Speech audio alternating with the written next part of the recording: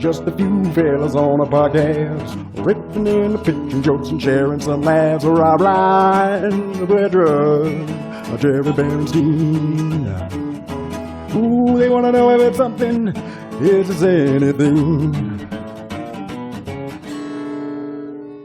Yeah, jumping on at the right time. I usually think of the analogy of you're jumping into the double dutch thing. Were you guys good at jump rope or double dutch when you were kids? No. I don't know that I tried just straight up jump roping. Yeah, I was. Well, the one good. where you have people like friends who are like doing the thing for you. Double jumping, like that. No, I never really tried it. I was pretty good. I was pretty darn good. Now we know why he was asking. There it is. Do you just happen to have two jump ropes and two friends waiting close by? Well, I mean, just because I have one around doesn't mean I was waiting for you guys to ask or anything. Limbering up here. Now, I'm not doing any physical activity. I still have a stitch in my chest from my football injury over vacation, which is annoying to me. It kind of feels like the kind of wound that might not go away by itself. Like maybe I need to go see a physical therapist or something. I got one of those from yoga once. That could be the vibe of this bad boy. How's your nutrition? Are you eating magnesium? Is magnesium good for muscle soreness? Muscle soreness? Yeah. I don't know. I do eat fruit, so gotta assume that there's magnesium in there. Magneto, he was never hurt very much for very long. No, that's why he was such a formidable opponent. Is because he didn't have to rest and recover after. I think you guys are thinking of Magneto. He controls magnesium. Yeah. They're just getting attacked by bananas. It's just like, oh god. All right, well, who's got anything for the catch-up? Who's got some business, Or if anybody, you want to hear me tell stories about how good I was at jump rope when I was a kid, like we have that available. That's in the chamber. I slept through our original recording time, so if you are here on the stream and you're wondering, what the hell's going on? It's Friday, it's 1:40. And if I reached out to you asking if you'd heard from Rob recently, if he seemed okay, if he said he was going to do anything crazy like daredevil stunts or anything, just he's fine. I'm good. I'm here, just sleeping. Yeah, if he messaged anybody, going climbing right beforehand, want to see if that was a possibility. Well, that's exciting that you are still recovering from sleep from your Vegas trip when you're going on tour, which is going to be a whole sleep disrupting cycle thing. When I say exciting, I mean I feel bad for you. Ooh, I do. They did find my. I know what he said though. What did he say? Rob's internet cut out. I did for me and Brett, but I know what he said because I'm a detective. Was it math? As good a detective as he was said, a jump rope. They found and then the stream cut out. And so now we got to think, what did Rob recently have lost that they could possibly found? They found his happiness. His happy thoughts. Thank you, like Billy Crystal in City Slickers. He found his smile. He found it on the road. No, he found his luggage. They found his luggage. They found my luggage. Good. Can I say I was part of the reason I was worried? I was like I'm sure everything's fine. Was because I was like, well, he's probably just sleeping, and then I was like, no, that's not Rob. He's never sleeping. He wishes he'd be sleeping. Yeah, that would be nice. Well, this time really was relieved on multiple levels. Good. There was a moment with the back to luggage thing because my bag was like it's a blue and white striped Nautica roller, and which is kind of nice because it is very distinctive compared to most other bags. So, wait, can I guess what happened? What did happen? It's a Nautica bag, so the guys who were handling it were like, "Wait, this doesn't go on a plane. This goes on a boat. We gotta find a boat for this Nautica bag. How did this get here? Someone send this to a boat. Find whatever boat this bag's supposed to be on." So now to see, supposed to go in the wooden casks. Did you know that there's a grappa that is part of the aging process? They put it on a boat and they sail the boat around the world. It's called Tour de Monde grappa. First, you have to tell me what a grappa is. Oh, well, I'm happy to do that. We did a wine tasting with my fiance's family when we were in Pismo Beach, and I unfortunately sort of like accidentally revealed my wine knowledge to everybody and sounded like a real pretentious asshole because they were like, "Oh, Jarret, what'd you think about the two wines?" And I was trying my best to just be like, "Hey, whatever." I was like, "Oh, I like the acid in this because it's got the soft fruit, and I like this one's got more acidic fruit, but it's sort of like takes down the acid, so they're both really well balanced." They were like, "That's a lot more knowledgeable than we were saying." Somebody starts booing you. While you're talking. I'm like really enjoying the idea of you really deeply seething, like having to push it down, like so much, where it's like, let's just have fun today. You're like, of course, we're just gonna have fun. And you're like on your third winery, and you're just like, well, Jarret liked that. He liked the last one. No, I didn't. No, no, the acidity was way too low. I don't even know if these places have heard of a grappa. So this is actually interesting because there's a lot of foods that have become fancy, but their origin was peasant food. But then the rich people realized how much fun the peasants were having with it. When you make wine, you stamp on grapes. Then you take all of the skin and the stems that have now been squished of all of their juice, and they gave it to the peasants, and they were like, "Here, you can do whatever you want with that. You fucking poor assholes. Like, here, have some fucking empty grapes. You want the here, have that. Have our trash, you fucking idiots." And they were like, "Well, maybe we could distill this and turn it into booze." And then they did, and it was great. And they were like, the rich people are like, "Hey, wait a second. We want that now. We didn't realize that was good. Here, have some lobster, you fucking idiots. Look at this gross ass monster, gross sea monster. Well, here, you eat that." Is that lobster origin too? That is lobster origin as well. Yeah, I think they were afraid to eat it because it was weird looking. You guys know about my joke about horse hooves being made into Jello? Maybe they were like, "We're gonna throw out all these horse hooves," and some guy was like, "I could use those. I'll mix them with strawberry. Don't just throw them away. I'll take them." The movie, Christian Bale plays that character. He fucking knocks it out of the park. I don't know if I ever told you, but I never heard Christian Bale's real accent until he accepted an award once, and I was like, "Is he doing a bit? This is weird. Accepting a bit as a British person, awfully strange." I'll take Wales. this award on Yeah. Wales. Anyways, we've derailed Rob's story about his luggage. Yeah. I mean, that could be the origin of my tiredness, because it wasn't the Vegas trip. It was the end of the Vegas trip, in which I had the early flight, and then I did play a pretty late tournament. So it was literally the last tournament that I was going to play. I was like, 6:05 p.m., let's see, it's $150. Fast forward to it being 1:30 in the morning, and we're like, are we chopping? I'll be like, all right, let's do it. They get all this money. The MIBA or whatever. Yeah, the ICM, exactly. ICM, there it is. And so then I got the 7:30 flight, so I just kind of sit on my brother's couch for like an hour, just rest, and then I go.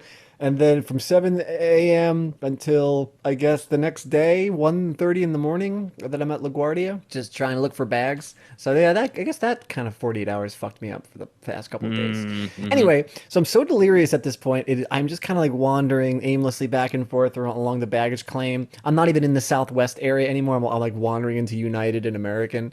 And my behind the counter. on the conveyor belt. It's like, sir, get here.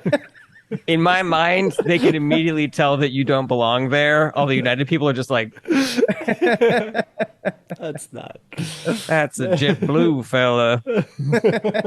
So my bag is blue and white striped, which is good because it just genuinely looks different than most other bags. I did have this fun moment. I already told you about the joke that I pulled off where the girl's like, "Oh, do you have any aspirin?" I was like, "Probably in my luggage." But the second funny thing for me that the other woman did not find funny, first of all, the description of the bag is very specific. I said, it's a blue Nautica bag. It's got blue and white stripes. So that's pretty good. She's like, all right, well, we need some stuff inside the bag that's very descriptive so that we know what it is inside there. And I was like, Yeah. I was like, well, it's mostly clothes, so that's a problem. But I guess there's like one pair of gray jeans that are like torn up. So that's pretty. It's like they're gray jeans and they're torn up.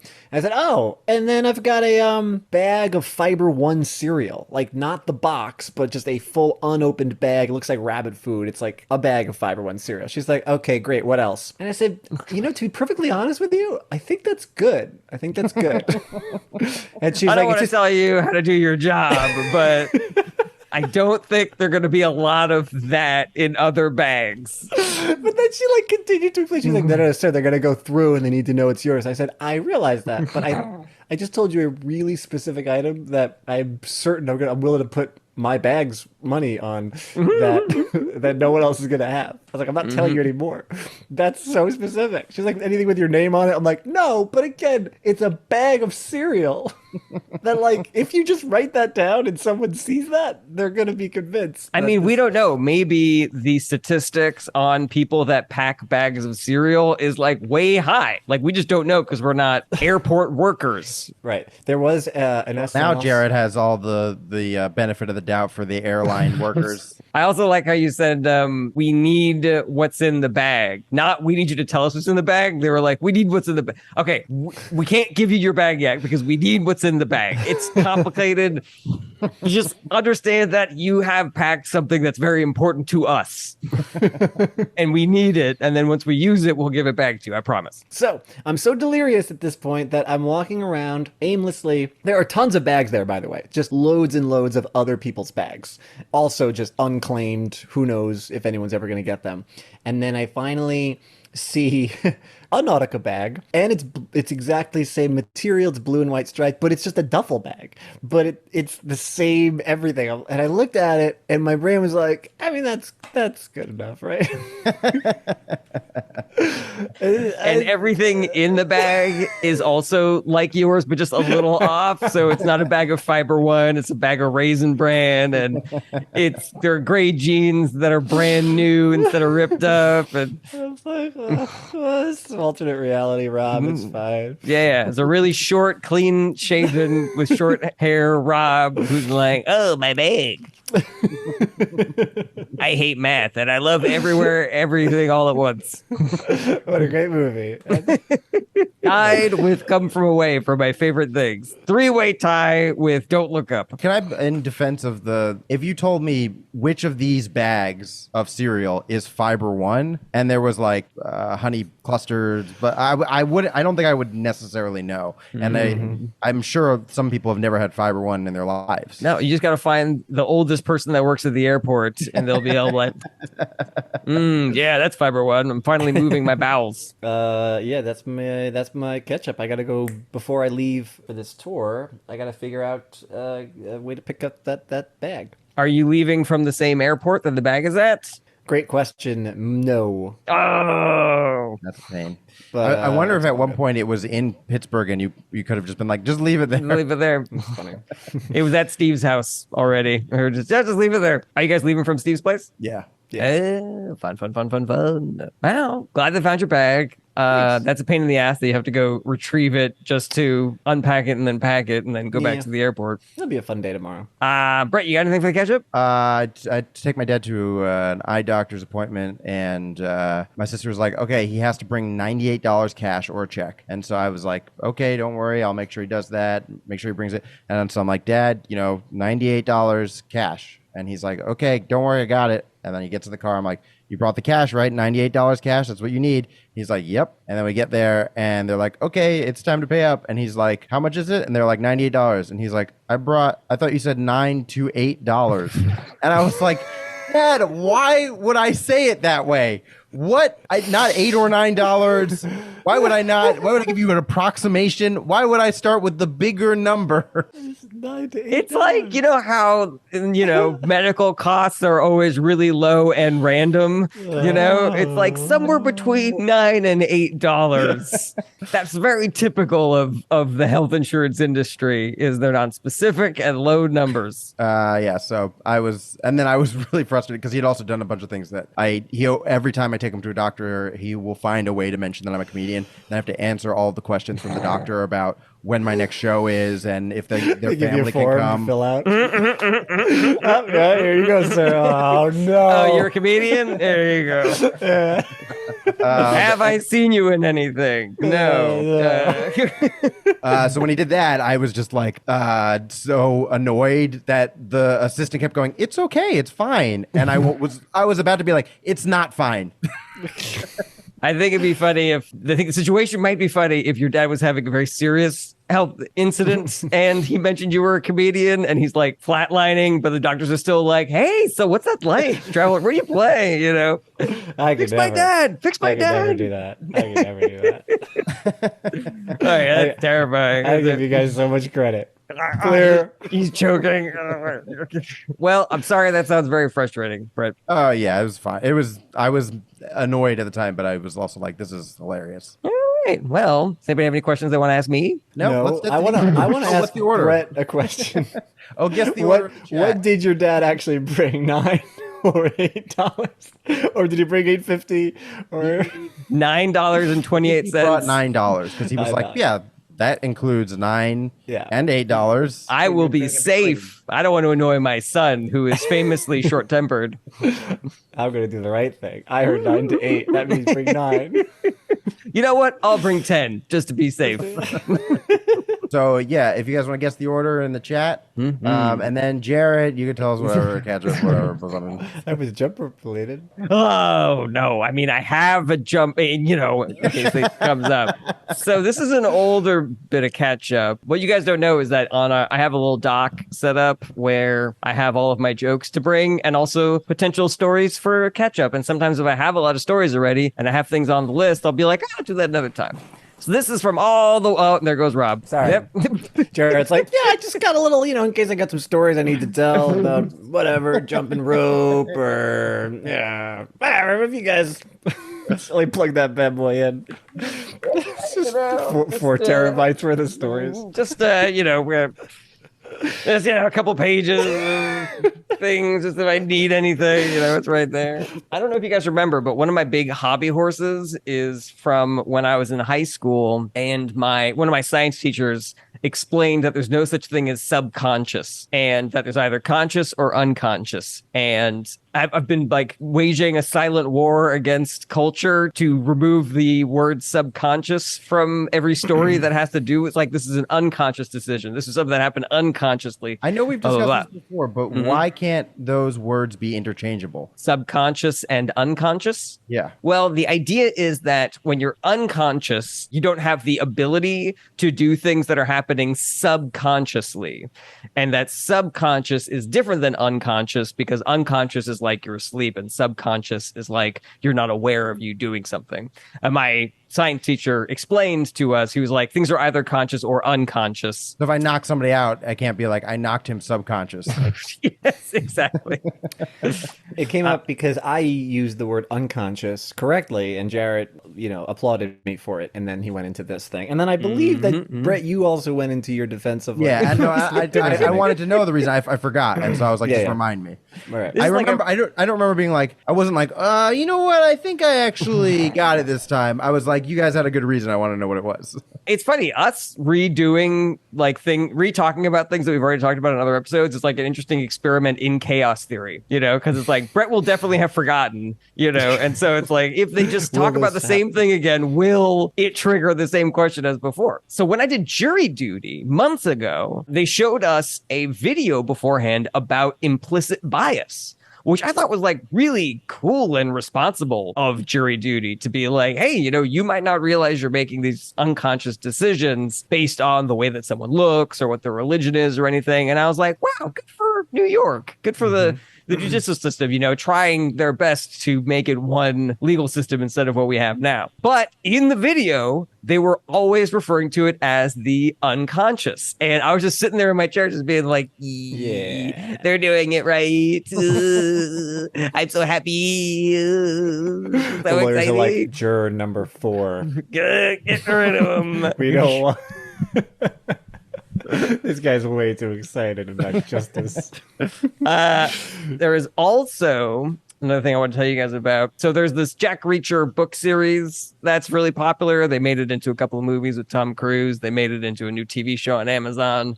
And my dad loved the Jack Reacher series. And since he passed away, I've been kind of like doing a lazy pilgrimage through the Jack Reacher series, just sort of like, an honorific. Yeah. And they're fun books, they're like, they're dad books. And so I picked up the third one recently and I read through it. And it's funny because I think Lee Childs by the third book was like, I just got to get up my word count. And there was so much unnecessary descriptions in there.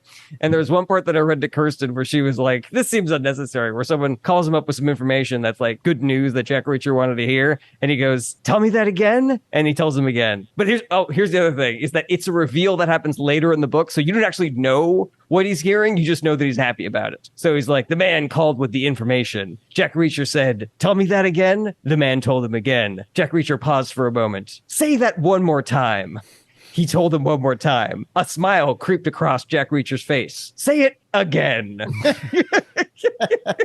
Because it was like, man, his agent was probably like, it's got one more page, Jack. We are so close. We need one more page of material out of this. Usually pauses again. Wait, who is this? And I am.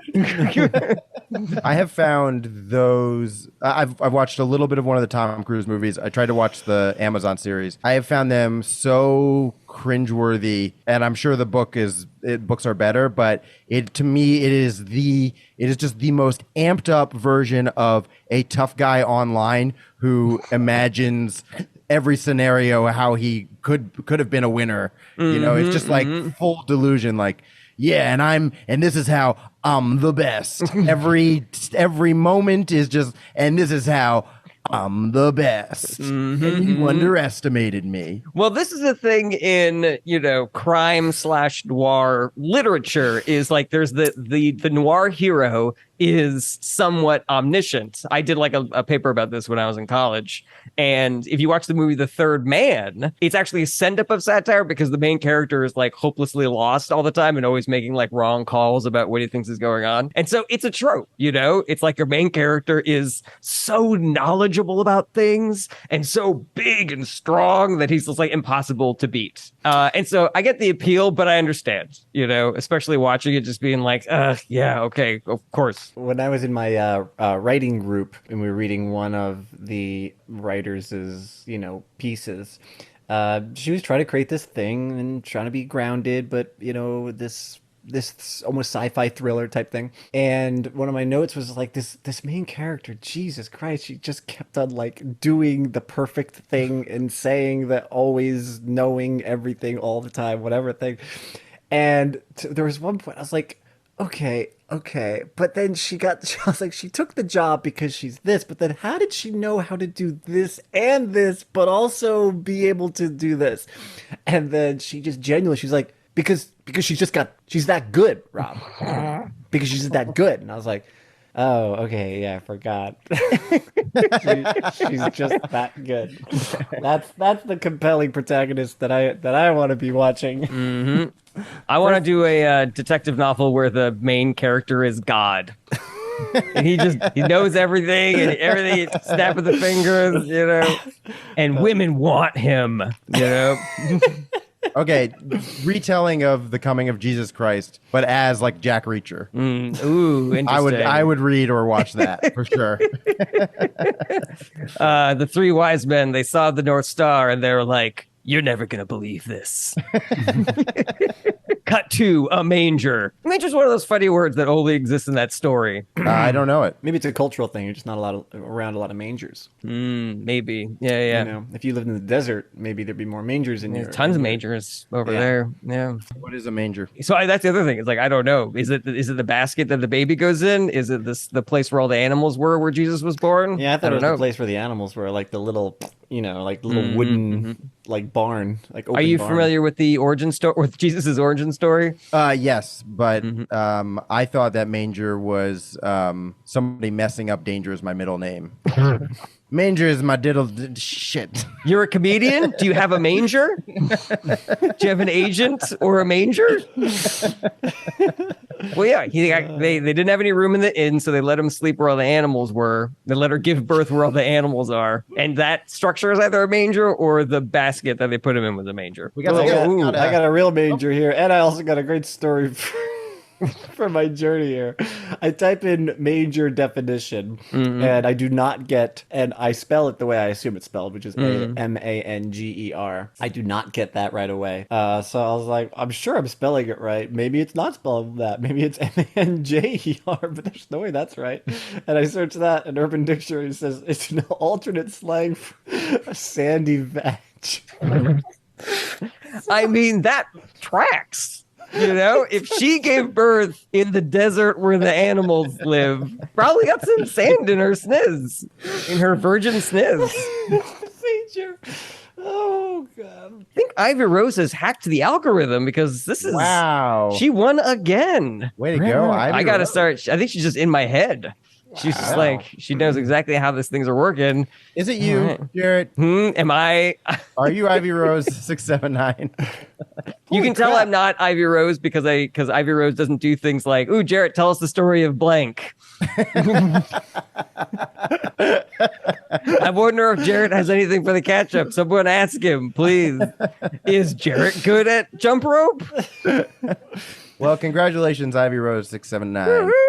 We will get all those gifts out as soon as we figure out where it is. That So, order is Brett, Rob, Jarret. Brett, Rob, Jarret. Brett, Rob, Jarret. Brett, All Brett, right. Brett, So Brett, Rob, starting Jarret. off. Okay, so I have just a loose Manger? concept. I have a loose manger, and it's uncomfortable because it, So sandy. by definition. I think there's something funny about having OCD, but then also being bad at math. I don't know if that would make OCD harder or easier, where it's like, oh, I have to touch the doorknob like 5 times.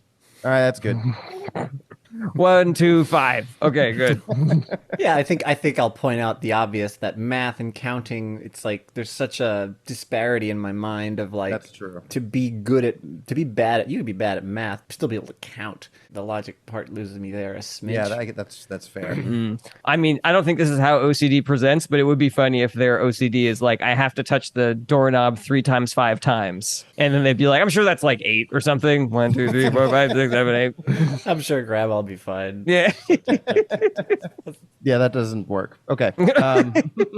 There's a kernel there. There's a kernel there. There's something there. I'll have to work on it. Well, hold on, because there is a connection that I think we can make. Like maybe I have a friend who is OCD, but whenever it comes time to like pitch in for like lunch or whatever, he's always like kind of like guesstimating and off. You know, he's like, what did I have a burger? That's probably like $10. And I was like, no, it's not. Like, you can't get that wrong. I thought that you like really need to know these things. You know, like when you need to touch the stove 7 times, are you just like, 5, 8, like what it's about right. I'm sure Grandma's fine. Something along those lines. Like, you're annoyed. An OCD person who they guesstimate their own things is a very funny concept. It's like my grandma's gonna die unless I turn the lights on and off 15 to 20 times. 9 to 8 times. But I'm sorry, what was the justification to get to somebody who's just guesstimating? Oh, well, the common scenario that I came up with was that when you're pitching in for shared food items, that they're constantly underestimating how much they owe. And I could just imagine there being like a genuine frustration with her, like, how did you think that was enough? Or like, it's not like you're underestimating how much you're supposed to do. And then your justification would be like, you need to pay closer attention. Like, you wouldn't get this wrong when it comes to how many times you have to touch the stove. I think I need to research a little bit more on OCD because I don't want to do something insensitive. Yeah, so I'm not in love with it for the lack of logic and also not really knowing enough about the condition. I don't watch porn for the plot. I watch it for the special effects. I love that. You know how like James Cameron was sitting on Avatar for a long time until the technology caught up? I like the idea of there being some porn directors like, no, I can't make Anal Adventures 8 until the technology catches up. This is a room full of graphic artists who are just like, it can't be done. It can't be. Then call me when it can be done. There's just a bunch of porn actors, like naked, but they got the balls all over their bodies. Just a little ball on their dick. Just trying to get motion capture. There's a dude who's fucking, but there's just a tennis ball there. You know, he's got like a mocap dildo. I got a really dumb tag, not a dumb tag, but a dumb alternative punchline. I don't watch porn for the plot. I watch it for the splot. Just a gross sounding word. It could be jizz. It could be vaginal fluid, or I don't know, squirt. Yeah, I wonder if there's a way of if I could set it up where I'm being obtuse, where somebody's like, they say that because I've heard people say that before. I don't watch porn for the plot. If I could be like, oh yeah, special effects. I like that. Yeah. I do. Especially if it's, I mean, there's the version of it where you're just doing another one of those misinterpreting things. Or I like it. I don't know if it's your character, if it's your stage persona, but I like it as kind of like a rebellion against what they're saying. You know, like some guys try to like, I like to come off I mishear people. All too right, cool. You know, just like, hey, I don't watch porn for the plots. You know, and then everyone's like, yeah, and you're like, yeah, special effects. I think we talked about this before, but I find it funny when in a porn, sometimes the title gives more information than the porn ever does. You know, it'll just be like a 30-second clip of two people fucking, but then it just like gives them a familial relationship, and I'm like, how was I supposed to know that was her uncle? It doesn't get addressed. It doesn't get addressed in the scene itself. You gotta watch closely. You just said it. Frames 14.5 and 14.6. You'll see. It's literally just a close-up of a penis going into a butthole, and the description is like, wounded army vet catches cheating wife school teacher. Like, okay, if you say so.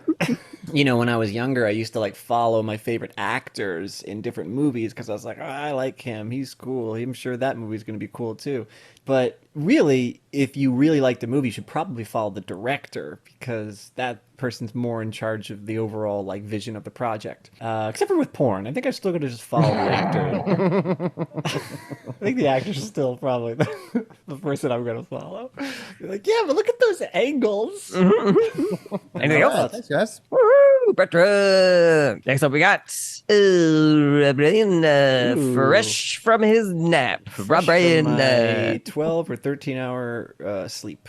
Wait, you slept 12 hours? Yeah, I think I. Oh, that's great. Yeah, it was good. It was good. It was a lot of sleep. I slept a lot the last couple of days. That's great, man. It kept on happening, which is good. But I keep on waking up feeling like guilt of like, oh god, so much sleep. But it's good. It's good.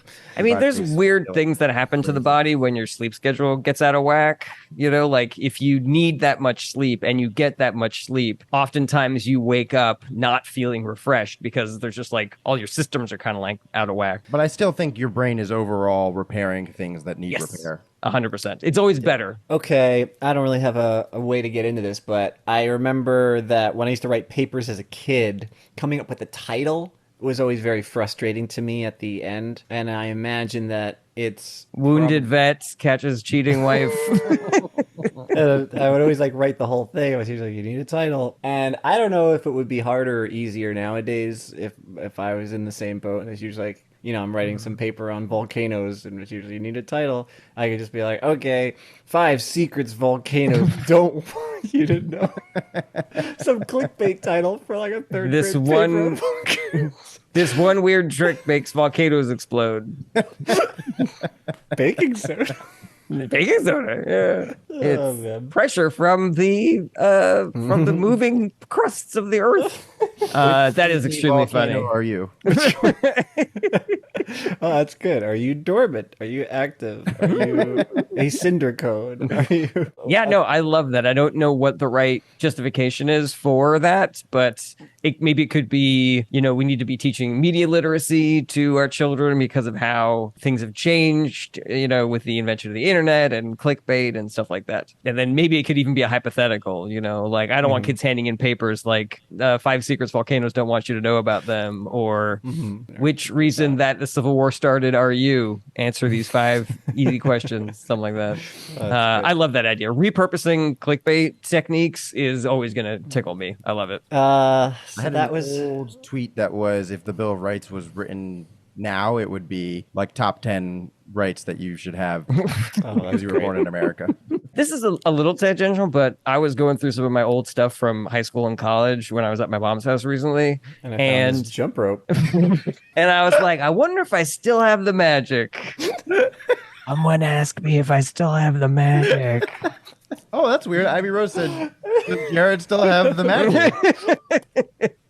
And I used to have a lot of fun with titling my papers in high school and college. And looking back, I'm like, that's a lot of gall, I think, for a kid. I was just name my random ass papers things like, what's up, professor? Or a whole bunch of things I didn't know about history. It's just just weird shit like that. I don't know what was up my fucking ass. I maybe just write a normal fucking title for your paper, I don't think you need to do this. I bet your professors, teachers liked it. I don't know. Looking back, it's really on the nose, but maybe, this was the late 90s, early 2000s. Maybe I was at the cutting. Maybe that's just where comedy was back then. I remember in 12th grade, this kid, Evan Hanlon, we got to the point where it's like the smart kids, they knew how to write a proper paper. It was just like, hey, it almost doesn't even matter what you're trying to prove. It just says, hey, here's the thing I think about this book, and here's the thing. So here's a couple examples. Here's my thing, examples from the book, blah, blah, blah. And then my teacher, Mr. Posner, he gave us a couple of prompts that we could choose from. And then the 5th prompt was the most ridiculous. It was about Moby Dick. And, it was just some absurd, Moby Dick was really just whatever. And he just gives this ridiculous prompt. And there were 2 wise guy kids who were like, that's the prompt I'm choosing. He put it on the sheet, so we're going to choose that one. And, they really swung for the fences and wrote a cogent, well-written essay. And my teacher went nuts for it. He loved it so goddamn much that they were able to justify, a ridiculous prompt with, proper, citations from the book and da-da-da-da. So anyway, all is to say, I agree with Brett. I think that they probably got a kick out of it. Oh, I remember seeing at least one paper in there that my teacher was just like, maybe you could give this a regular title, Jarret. Were there a lot of ellipses? Maybe yeah, I remember I took a class in abnormal psychology, which is a class that I loved. I had a great teacher, and the material was really interesting. And I remember one of my papers was titled a deep dive into some serious wackos. Rob, do you have anything else? We got anything else for Rob? Yeah, I had this one other thing I wanted to just mention real quick-ish. Well, this isn't a joke. This is just a journey that I had with the phrase, a jack of all trades, where I remember when I was in 4th, 5th, 6th grade, there was this gifted and talented education or GATE program that you could test into as a young lad or lass. And I got into this thing for 3rd grade through 6th grade. And it was really fun. And this teacher I had was, her name was Miss Weeks. And we would just take an hour and 45 minutes, twice a week out of regular class to do puzzles and other brain teaser type stuff. And it was really, really fun for someone like me who's batting off the walls and stuff. And then at one point, I must have done something that prompted her to say, because I was doing a bunch of different things. She was like, real, jack of all trades. And I was like, yeah, whatever that means. Jack of all trades. That's right. This guy right here. I can do this. I can do that. Blah, blah, blah. And that stuck with me for a long time as this nice compliment. And then maybe I'm in like 10th grade. It's years later when someone tells me the second like half of that and says, "Oh yeah, jack of all trades, but master of none." And I was like, "What?"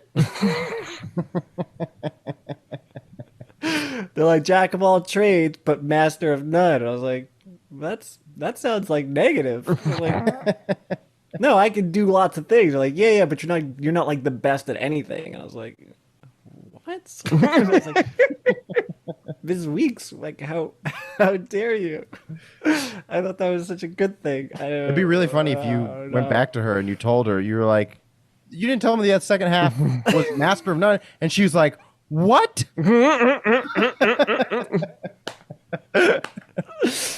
I did get that opportunity. Oh. On my graduating day. She happened to be there, and it was graduation day, and I saw her. I was like, "Hey!" And I gave her a hug, and I'm still just a weirdo, so I was like, "Hey, you know that thing? It's been on my mind since 5th grade or whatever." And she gave me like this funny look of like, "Yeah, that's the second half of that thing."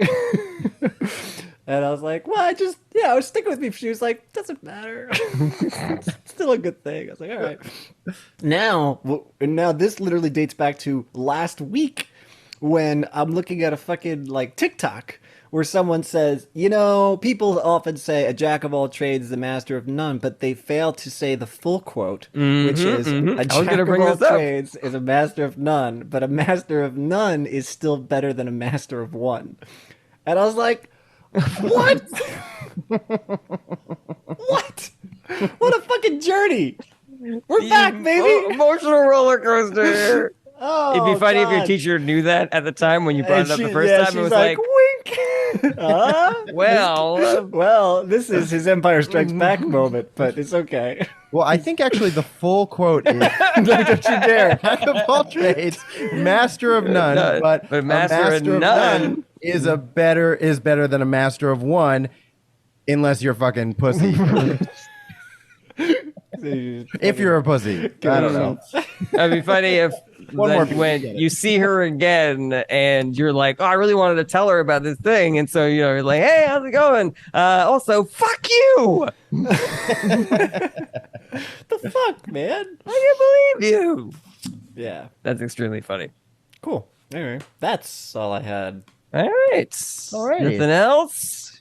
Okay. Well, in that case, it's time to remind everybody to check out our Patreon, patreon.com/ITA-pod, best Patreon on the block, exclusive episodes that nobody else gets to see unless you are a patron, additional tiers for more money, but Jordan for as little as $1 a month, patreon.com/ITA-pod. Patreon for August was my favorite, probably that we've ever done. Check it out, patreon.com/ITA-pod. And next up, we got Jarret Berenstein. Ivy Rose says Jarret Berenstein. Okay, this one is pretty. This is a good chunk, I think. Here we go. During the pandemic, my wife and I had it pretty easy, so we were always looking for ways to help others. She decided to sponsor a child in a third world country, and one day she called me over. She showed me a website with a bunch of pictures of starving children on it, and she was like, "Help me pick the kid that I'm going to sponsor." And I was like, "Hard pass. Absolutely not. I have no desire to go through a list of starving kids and pick the one that I'm going to save. If you do that and you don't pick the first child you see, you're a monster. Because that means you looked at a kid's picture and you were like, this kid can die. So can this one.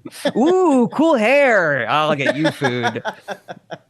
I don't know. Maybe you can filter the results like when you're shopping online. Like, can you list the kids in order of starvingest? Like most starving to least starving, something like that. All right, that's what I got. That's great. I've laughed at every beat. All right. Yeah. What would a kid have to look like in order for you to be like, he's not really starving? Yeah, I don't know. I don't want to say like he looks well fed or something, or looks fat, or I don't know, chunky baby.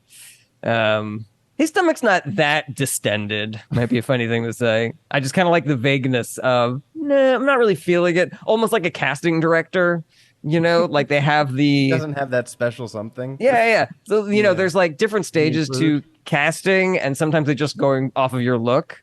Like that's the first round is just we got to cut the people that don't fit the vibe, And so some of these kids just don't fit the vibe, I guess. This is gonna be a sorry. sound. I'm sorry, Capet. Oh, I was just saying, I don't know if you heard me say, but if you were to respond, I don't think he has, or maybe Kirsten is going to say, like, I don't think he has that special something. And you're going to go, food? Yeah, none of them have that. Yeah, I was. Yeah, That's very funny. You're making me think more of like a disease. Like I don't think he has it. Like what? Like diphtheria or Ebola, what do you mean? a parasite.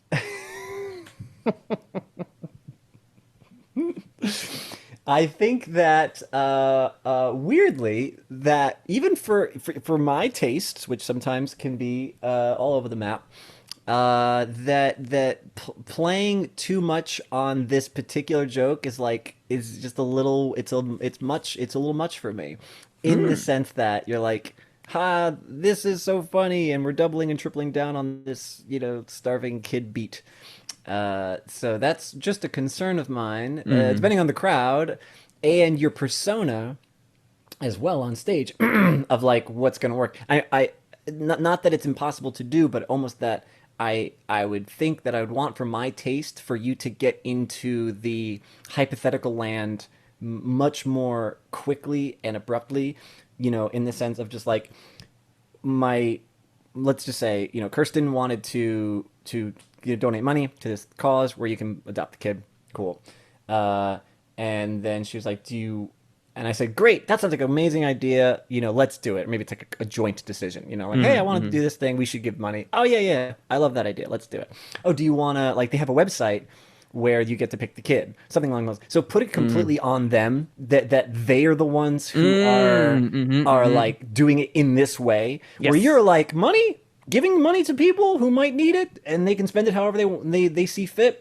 Great. And I also want to point out that usually with these things is that there is not a kid, but rather it goes towards, an agency that does help a number of kids. But I think that they find better success if they humanize it or whatever. So basically, you're like on board from the jump. Oh yeah, it sounds great. Like, well, they have this site where you can pick the kid. You're like, nope, not.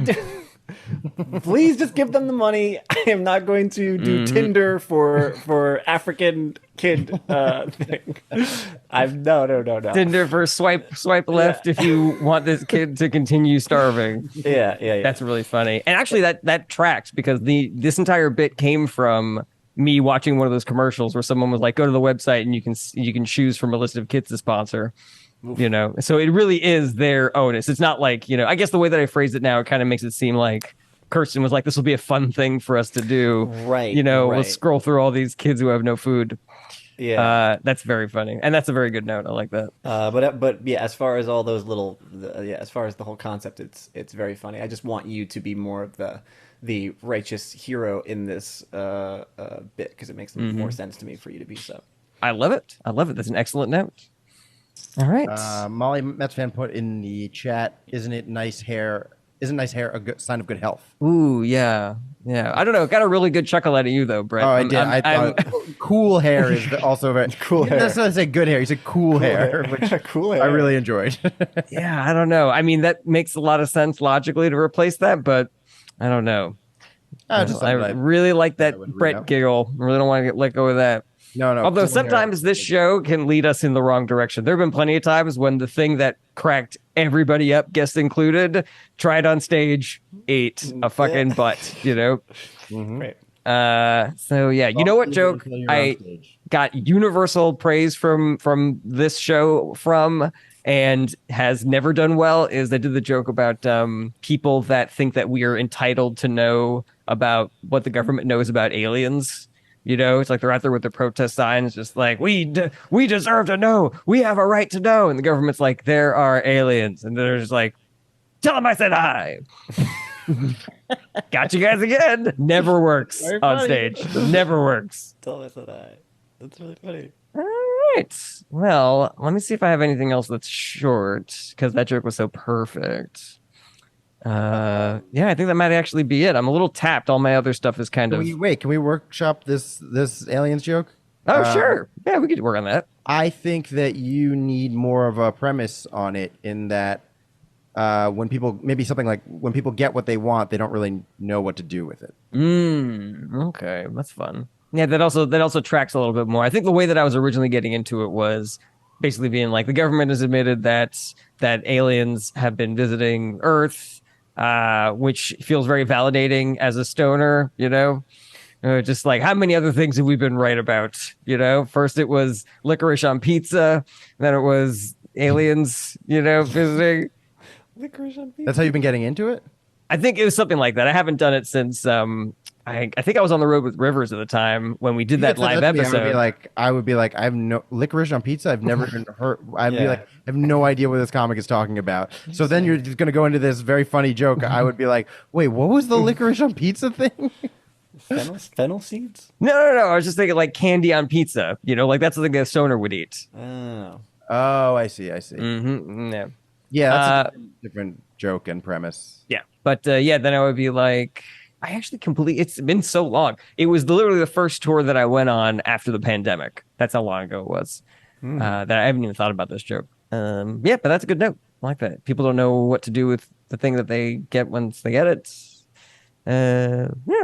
All right. Any other thoughts, guys? No, that was it for me. All We do right. have only one highlighted chat from the whole chat today. All right. We are streaming at a different time than normal. Maybe that's why. We got Tinder for Kids would be called Kinder. Like the German word for children. I don't know if that's common knowledge enough for a wide audience to know. Yeah, but it's fun to read. It is fun to read. Yeah. Kindergarten. Sorry, Janko Danky. That was a terrible suggestion. I'm not going to use it on stage. Why? Kindergarten. People don't know the word kinder? I don't think they would make the what do you call it? Kindergarten. Mm-hmm. Yeah, it makes sense. You can really figure out the meaning of kinder by examining the compound word of kindergarten and knowing what kindergarten is. But I don't think the people are going to do that math that quickly in their head. It's not math. It's language. It's language math.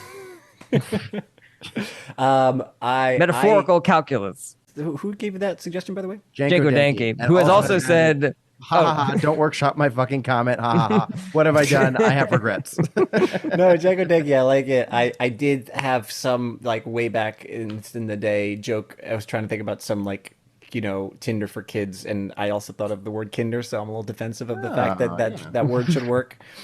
Because everybody knows kindergarten. Kinder, it's like, it's not only that. I'm trying to think if there's other examples where people have used kinder as like a thing to you know, denote children, but whatever. And it made me think of, I just did a show like a couple weeks back, and there was a comic doing something that was really tickling me, where he was talking about porn for kids. But he was like, no. He's like, it's for kids by kids. He's like, we can't watch it. I just need you to know that. I'm not watching. You think I'm watching this porn, but I'm not, because I'm not a pedophile. But I think kids need porn because here's the thing. If you're 13, you can watch like the 14 and 15 and 6, but you can't go the other way around.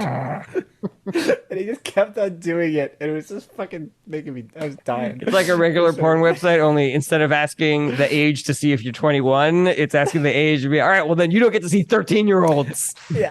Fucking. And I forget if he got into it, but my brain was thinking about like, just like, and the director and like everybody behind everybody. the scenes. They're all just kids. So nobody knows what they're doing. Yeah. It's all a little shoddy. Yeah. So it's all like video of someone's feet just being like, is it on? I don't know if it's on.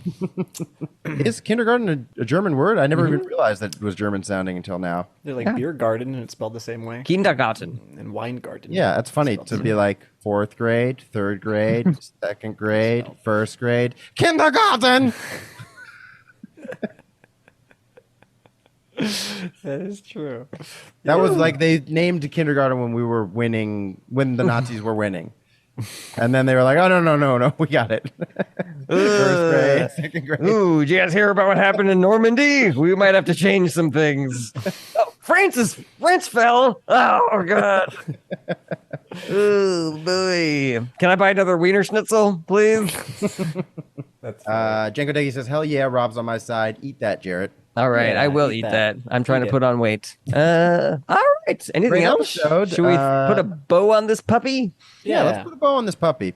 Thanks for joining us, everybody in the chat. Congratulations to Ivy Rose for winning the guests, and Rob, thanks for getting so much sleep and joining us. We were able to record today. Does anybody want to say outro goes here? I do. I love you guys. Yeah. Outro goes here. Thanks so much for watching. Check back every Monday for new episodes, or you can listen wherever you enjoy podcasts. If you want to help support the show, tell your friends how much you like Is This Anything? Or get involved, like an episode, share, comment, subscribe. If you want more Is This Anything, you gotta join our Patreon at patreon.com/ITApod. We have a ton of awesome exclusive content on there, and you can join for as little as $1 a month. Check out the links in the description, and hopefully we'll see you next week.